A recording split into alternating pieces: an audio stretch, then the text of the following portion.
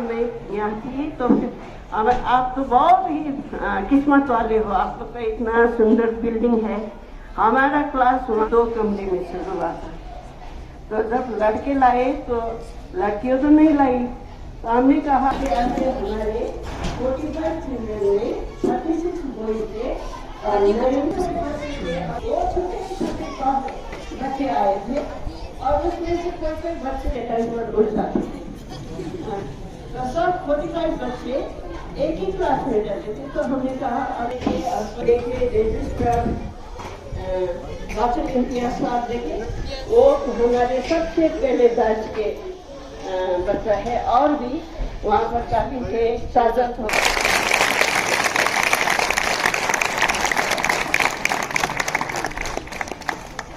इल्म व आगाही से दिल मुनव्वर कर दिया।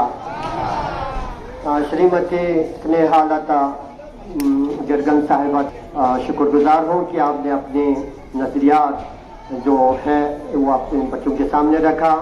प्यारे बच्चों, ये 2 मेहमान आज जो मौजूद हुआ, एक मदरसे की बुनियाद, दूसरा हुआ इल्म की बुनियाद। और इल्म की बुनियाद ये सबसे बड़ी खुशकिस्मती समझता हूँ मैं कि यहाँ पे इल्म की बुनियाद को एक माँ के हाथों से शुरुआत हुआ। तो मैं हमारे सर जरगन साहब,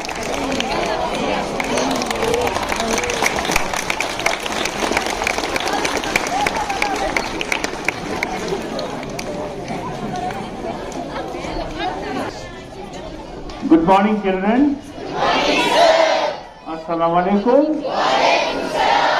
And also Jule. Okay. Good.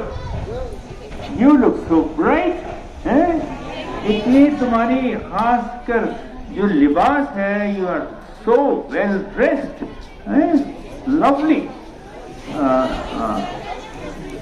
और मुझे बहुत खुशी है कि लड़कियों ने लड़कों को मात कर दिया इधर हैं। तो यहाँ ज्यादा मुझे तो लग रहा है कि दुगनी है लड़कियां करीबन।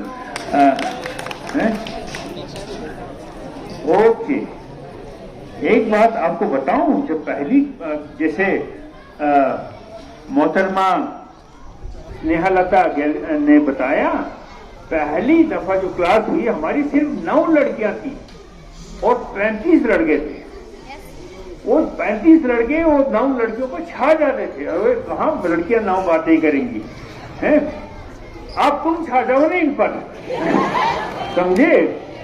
हाँ, दौर बदल गया है। हम लोगों को बहुत मुश्किल से लड़कियों को लाना पड़ता था। आज ये हालत हो गई है कि करीबन बराबर में दोनों पढ़ते हैं। और याद रखो कि मैं जो आज आप तक वो डिवीजन हुआ, कब हुआ था? 47। अच्छा, पाकिस्तान करगिल में कौन से साल में था? नहीं, यहाँ पाकिस्तानी सिपाही कब घूमते थे करगिल के बाजार में? सब गलत। अरे तुम लोगों को तो पता होना चाहिए, हमारे करगिल को पाकिस्तानी ने ले लिया था, मालूम है? शक्लों से मेरे सफेद बाल हो गए, क्या आपको इसका जवाब नहीं मालूम है? 1948 में पाकिस्तान ने करगिल को ले लिया था। यहाँ फौज आ चुकी थी। स्कर्दो सुना है ना? स्कर्दो से वहां खरमंग से, फिर वहां से नाले हाथ से चला गया था क्या? तो फिर अभी जहां बॉर्डर है वहां जाके, और पाकिस्तान की जो फौज वो यहां से लेकर वाखा मुलबेग नामी कबायली फौज भी, और फौज का नाम क्या था? कोई बता सकता है कौन सी फौज आई थी यहां करगिल में? उसका नाम क्या था भाई? टीचर्स बताओ, ये फौज का नाम क्या था? बताओ कोई टीचर जिसमें हिम्मत है, बताओ। उस फौज को बोलते थे गिलगित स्काउट्स। क्या नाम था उसका? गिलगित पता है ना, सुना है? गिलगित में भाषा कौन सी बोली जाती है?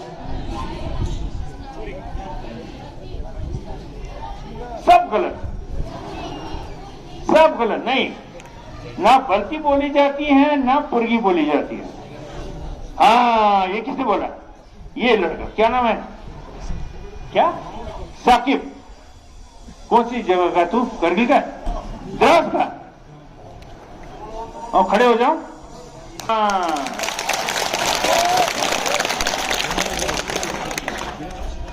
ये खुशीना है ना? ले।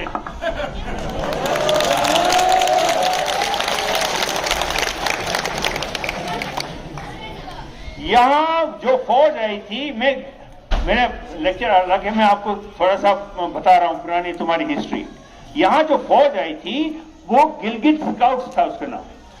वो उसको मदद करने वाले स्कर्दों की बल्ती भी जमा हो गए थे, लेकिन बगावत शुरू हुई थी किसकी? किसने शुरू की थी? हाँ, गिलगित वालों ने, बदमाश लोग हैं जी। आप समझ गए? तो गिलगित ने किसके खिलाफ बगावत की थी बताओ? इंडिया था ही नहीं उस दिन। इंडिया बन रहा था, बना नहीं था पूरा। ने गिलगित स्काउट्स ने बगावत की थी महाराजा जम्मू के। जम्मू का जो महाराजा था उसके अंडर करगिल आता था। उन्होंने कहा हमारे महाराजा ने हमारे गिलगित को तबाह कर दिया है, हम इसकी बगावत, जो इसको, जो ये आर्मी वाले जो बगावत करते हैं, मतलब ऑफिसर, कैप्टन, मेजर, कर्नल, सबने बगावत कर दी। किसके खिलाफ? जम्मू के राजा के खिलाफ। इंडिया का अभी इंडिया का जो कागज था वो साइन नहीं हुआ था। किसके साथ? J&K का राजे ने अपनी सल्तनत को, अपने एरिया को, जम्मू कश्मीर को इंडिया के हाथ में सौंपा नहीं था। लेकिन गिलगित वालों ने क्या कर दिया था? हम आप राजे के साथ हैं। ये करगिल की हिस्ट्री अगर आपको आती है तो ठीक, नहीं तो मैं आपको व्हाट्सएप में लिख के भेज दूंगा। मैं अभी भी सफेद बाल हूं, अभी भी सीखता हूं, तो करगिल की हिस्ट्री बच्चों को मालूम होनी चाहिए। आपको इसका कोई हिसाब किताब नहीं है, लेकिन अगर रूह बिगड़ गई फिर तुम्हारा कुछ पढ़ने का फायदा नहीं है। शुरू वाले को बस ताला लगाना अच्छा है, समझे? मतलब यू कम फॉर व्हाट? किसके लिए आते हो? हैं? हाँ, किस लड़की ने बोला ये? तूने बोला? वो क्या नाम है?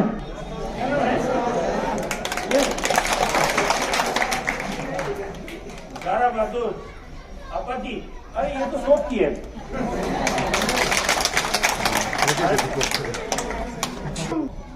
वो टोकपो पर झगड़ा हुआ कि ये आधा टोकपो तो मेरा है, आधा टोकपो दूसरे का। वो टोकपो के बीच में लोगों ने इंतकाल कर दिया, जमीन मेरी है। हाइडल प्रोजेक्ट बनना था, मेरे जमाने में झगड़ा चल रहा था। वो आपस में वो उन्होंने कहा मेरी जमीन तो मौरी थी, वहां दरिया ने रास्ता बता दिया, जमीन तो वहां थी। गवर्नमेंट को मुआवजा देना पड़ा उस टोकपो का। पॉइंट कहने का मतलब, करगिल की एक बात अच्छी लगी और क्या एक बात बुरी लगी। बुरी क्या लगी मुझे? पैसे के पीछे दौड़ना शुरू हो गए सबको। 3 मंजिल बना, 2 मंजिल में रह लो। 16 बच्चे थोड़ी है कि 3 मंजिल चाहिए तुम्हें। 2 बच्चे हैं, 5 कमरे बना लो, समझे?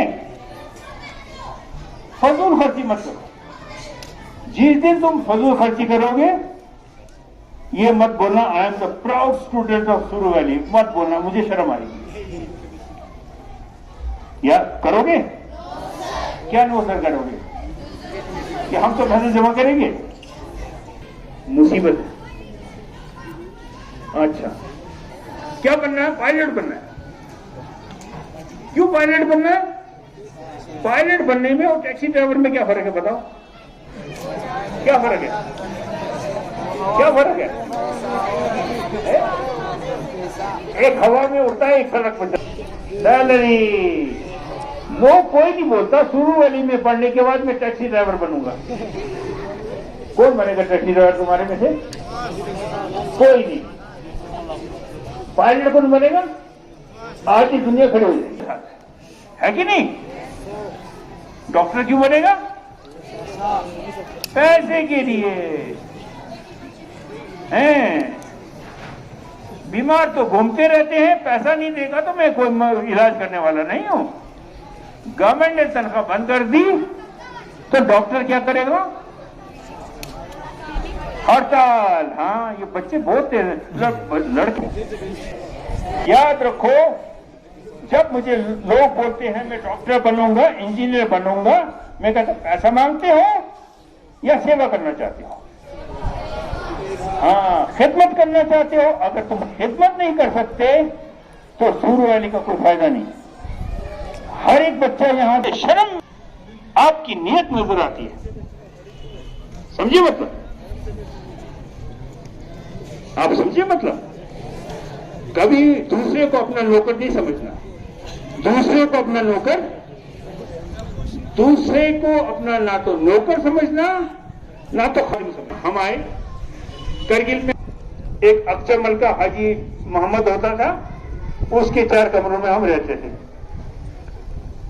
ना। डाल के बहुत सारे लोग आए, हम जी 50 रुपए में लंच देंगे, किसी ने बोला हम 40 रुपए में लंच देंगे, किसी ने बोला 30 रुपए में हम लंच देंगे। मैंने कहा और कम और कम और कम। वो क्या मुसीबत है, कैसा प्रिंसिपल है? 30 रुपए में भी लंच, सब्जी दाल चावल सब कुछ। यहाँ अगर तुमको सादा लंच खाना हो तो बाजार में कितने का मिलेगा? सब्जी चावल और दाल।